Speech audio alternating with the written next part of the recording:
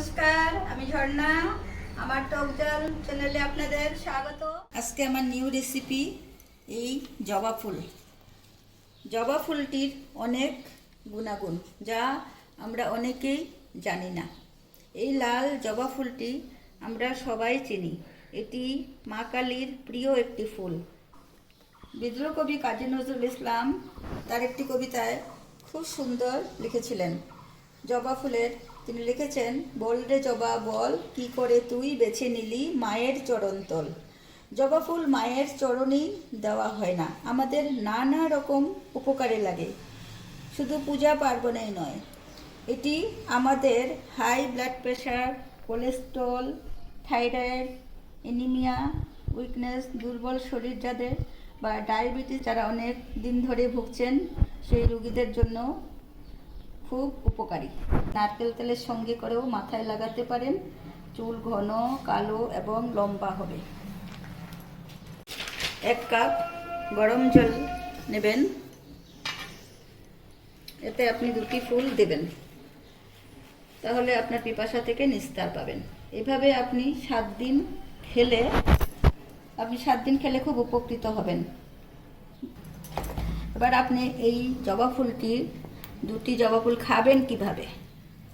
এই 2টি জবা ফুল ভালো করে পরিষ্কার করে নেবেন, গ্লাসে দেবেন। এইভাবে করে আপনি জবা ফুলটি একটি গ্লাসে দেবেন এবং এতে আপনি দিয়ে দেবেন এবার জলটা খুব গরম জল ঢেলে দেবেন এই 1 গ্লাস বয়েল ওয়াটার। 1 কাপ বানালে আপনি 2টি ফুল দেবেন। 1 কাপের জলে 2টি ফুলই সাফিসিয়েন্ট। জলের রঙটা এরকম হবে, একদম দেখুন কালারটা চেঞ্জ হয়ে গেল। এই 2টি ফুল আপনি একজনের জন্য 2টি ফুলই কাফি। জলটা একটু ঠান্ডা হওয়ার পরে, যেমন আপনারা চা খান, চায়ের মতো আপনি খাবেন, সিপ সিপ করে চা খাওয়ার মতো খেয়ে নেবেন। সকালবেলা খালি পেটে খেলে ভীষণ ভালো, আপনার প্রেশার একদম 7 দিনেই কন্ট্রোল এসে যাবে। তারপর আপনি এই ফুলগুলি উঠিয়ে এইভাবে করে ফেলে দেবেন। এই দেখুন জলটা খুব সুন্দর হয়েছে। এই দেখুন জলটি এরকম কালার আসবে। আপনার বাগান থেকে সকাল সকাল ফুল নিয়ে আসবেন, তারপর আপনি সেই জলটি বানিয়ে নেবেন।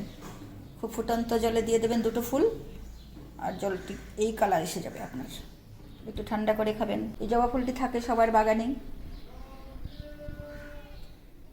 বা বাজার থেকে নিয়ে আসবেন।